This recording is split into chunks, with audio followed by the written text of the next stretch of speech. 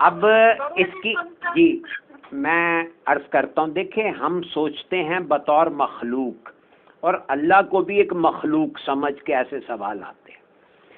جب آپ کے ذہن میں یہ خانہ حذف ہو جائے گا کہ اللہ خالق ہے اور مخلوق کی طرزیں اس پہ لاگو نہیں ہوتی، غور کریں کیا کہہ دیا میں نے۔ جب ہم دیکھیں نا مخلوق کا کوئی ماں باپ ہوتا ہے، قل هو اللہ احد، اللہ رب کریم نے کیا اس صورت میں فرمایا کہ نہ وہ کسی کو جنتا ہے نہ کسی سے جناگے، کیا مطلب؟ صاف تو بتایا۔ ہم بچوں کے سوال کا جواب دینے سے کیوں قاصر ہیں؟ کیونکہ ہمارا اپنا کانسیپٹ نہیں کلیئر۔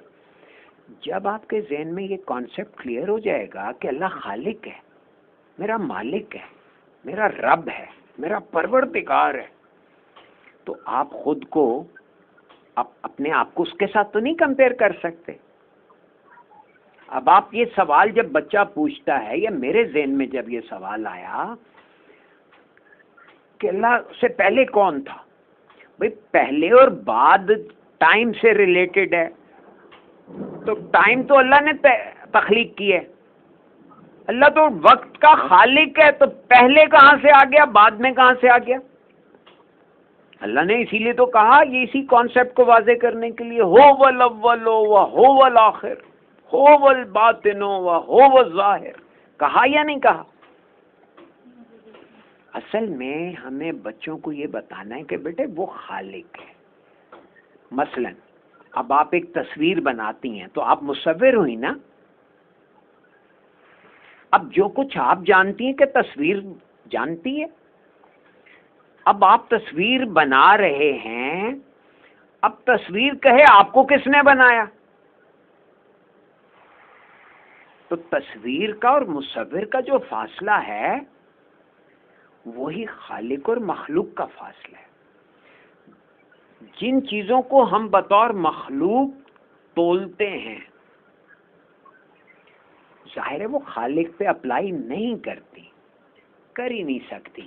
میں نہیں کہہ رہا، قرآن نے کہا کل کہہ دیجئے ہو اللہ ہو احد، اللہ ہی تو ہے جو احد ہے، اس جیسا کوئی نہیں ہے، ہاں یا نہیں؟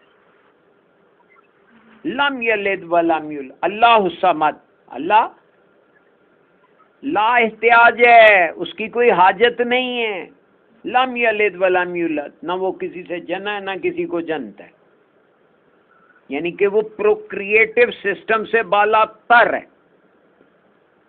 ذرا اس کانسیپٹ کو سمجھیں، جب آپ سمجھیں گے تو بچوں کے ایسے سوالوں کے جواب دینے ضروری ہیں، ان کو یہ شعور دینا ضروری ہے کہ بیٹے ہم مخلوق ہیں، مخلوق کی طرزیں خالق پہ نہیں لاگو ہو سکتی۔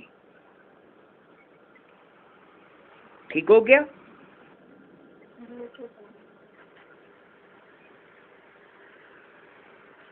اب دیکھیں نا، اللہ رب کریم وقت کا خالق ہے، ہاں یا نہیں؟